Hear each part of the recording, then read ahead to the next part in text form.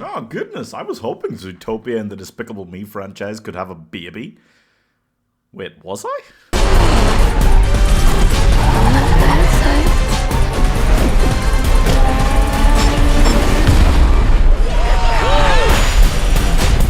I'm the bad guy. I know Disney's Robin Hood and Nick Wilde are both men, but if they could have an unfairly attractive baby, it would be the governor in this, okay? And I don't want to hear any of that, oh, he must be a furry nonsense. She's hot. So is the spider. Damn it, this isn't looking good. The Bad Guys stars a ridiculously powerful cast, so good that this could have been an Ocean's 11 knockoff if it was in live action. But don't worry, it still kind of is in animated form, and honestly, if it was in live action, the furry community would go so wild that it's probably for the best that we don't do that, yeah. So there's this group of bad guys, and they're bad guys because they believe that as animals nobody likes, like a tarantula, which millions of people have pets of, it doesn't matter, that they would never get a fair shake being good people, so they just have to be criminals. But they're not actually predators, like, no, they don't actually eat anyone except each other, which makes it sound worse. Doesn't matter. So they're just thieves. They decide to go for a big score. It's a dolphin statue.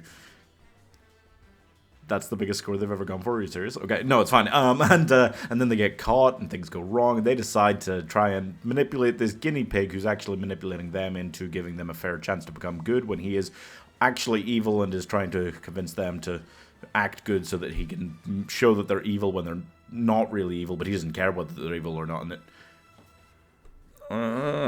So it's basically Zootopia's racial dynamics idea mixed in with the literal plot of, Megamind and Despicable Me. But Megamind, so I guess, is it really stealing if DreamWorks do it from themselves? Doesn't matter.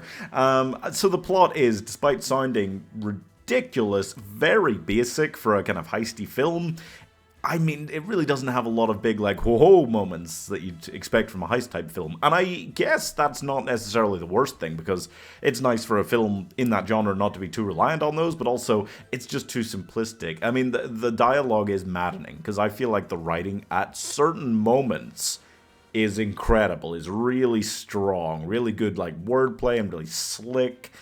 Exactly what you want. And at other times, including everything that involves the piranha, I feel like he's a symbol of everything that's wrong with DreamWorks, honestly. If I'm being like, I like Anthony Ramos, nothing against him, did the fun song, whatever, but the piranha as a character feels like they just shoehorned him in there later because you didn't really need a fifth man in that crew just to be the fart joke thing. It feels like DreamWorks wrote a film that was a little bit like verging towards their old school stuff, Sinbad, Road to El Dorado, the stuff I grew up with, the stuff that was really cool.